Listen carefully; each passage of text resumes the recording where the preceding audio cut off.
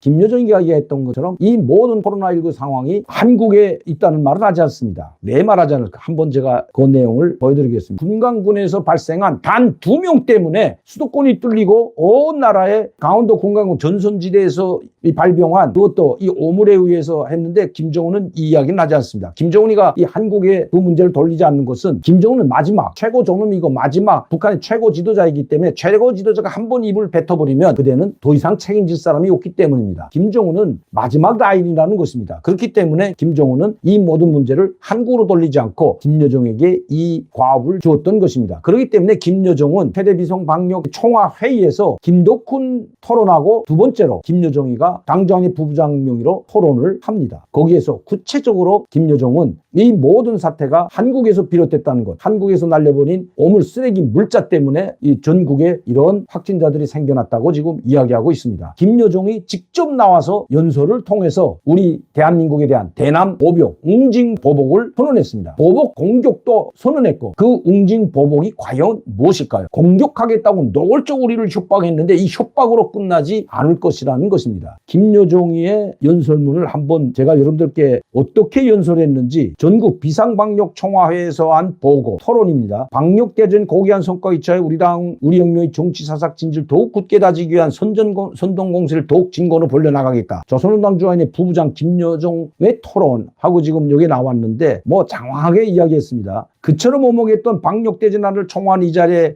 손이 지난 90일간의 만단 사연, 엄청난 사건이 많았다. 만 가지 사연이죠. 만단 사연의 시분초가 다시금 내게 뜨겁게 흐르며 형언할 수 없는 격정을 솟구치게 합니다. 그러면서 김여정은 뭐라고 했나? 삽시에 온 나라를 휩쓸었던 열병이 다름 아닌 악성 전염병이라는 사실을 보고받으신 그 시각부터 이날 때까지 어느 한시도 마음을 못 놓으시고 그토록 커다란 마음속 고충을 이기시며 혼신분투해 오신 원수님의 심혈과 로고의 자욱자욱을 어찌 천백마디의 말 한들 다 이야기할 수 있겠습니까? 이 김여정이 김정은이 연설 다음으로 김덕훈 총리의 연설 다음으로 나온 것은 바로 김정은에 의해서 이 방역대전에서 승리할 수 있었다는 것을 이야기하면서 김정은이 그 심려를 이기는 로고, 밤잠을 자지 못하면서 진두지휘했던 그 김정은, 원수님이라고 하죠. 김정은의 그 노심초사 그리고 그 심열, 그걸 이야기합니다. 그러니까 이 모든 것은 자기 몸은 돌보지 않고 인민을 위해서 모든 것을 돌리면서 일하는 김정은의 업적에 대해서 지금 절절하게 지금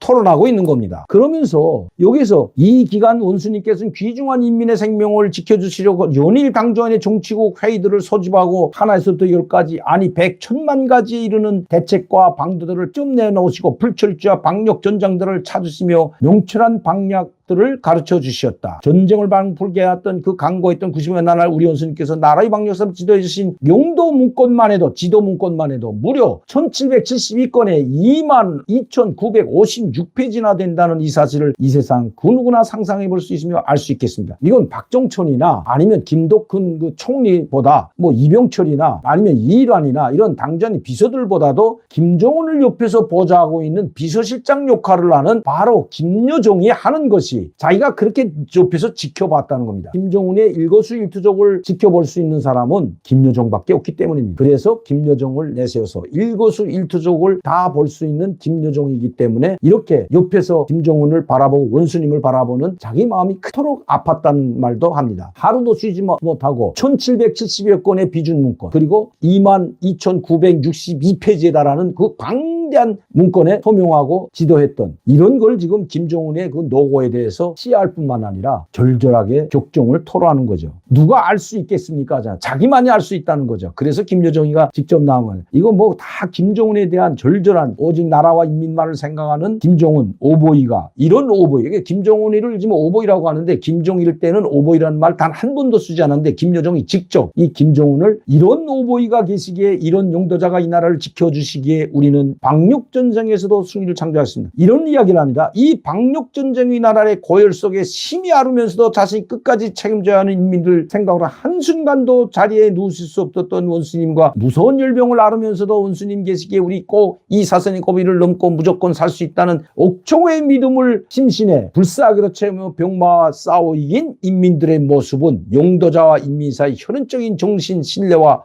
믿음이야말로 이 세상 그 모습으로서도 깨뜨릴 수 없는 불가항력이고 기적과 승리 결정적이며 절대적인 힘이라는 것을 다시 알고했다. 수령도 앓고 김정은도 고열에 있고 또 고열에 시달리고 있는 인민들도 이런 오보의 심정을, 수령의 심정을 알았기 때문에 이런 지도자가 있으면 얼마든지 이 난관을 극복할 수 있다고 생각하고 그 병마사 이겼다는, 약은 한 알도 먹자고 방역 백신도 맞지 않은 인민들이 그냥 이겼다고 합니다. 어떻게? 오보이 장군님이 있으면 우리는 이걸 이길 수 있다는 그 생각 하나로 이겼다는 것입니다. 자, 이렇게 김정은이 고열까지 났다는 것까지 알립니다. 근데 이 고열이 문제가 아니에요. 고열은 딱 한 줄 있습니다. 장군님도 고열의 확진이라는 말을 안 하고 고열을 앓으면서도 했는데, 그러니까 이게 코로나19에 걸리면서 돌아다니면서 지휘했다고 하면 문제가 심각하잖아요. 그리고 김정은이도 마스크 2개는 쓴 적이 있었지만 그 다음에 금방 벗어버리고 방역 전쟁에 승리했다 선포하기도 전에 대회의들을 많이 지도하면서 7.27 많이 했죠. 그러면서도 마스크를 쓰지 않았거든요. 많은 사람들이 마스크를 쓰지 않고 회의에 참석했는데, 만약에 김정은이 진짜 코로나19에 걸렸다면 그 시기는 언제인지 모르지만 코로나라는 말을 안 하고 고열을 앓으면서도 인민들 생각이 자지 않았다. 이런 한 줄인데 그건 다음에 말씀드리고, 자,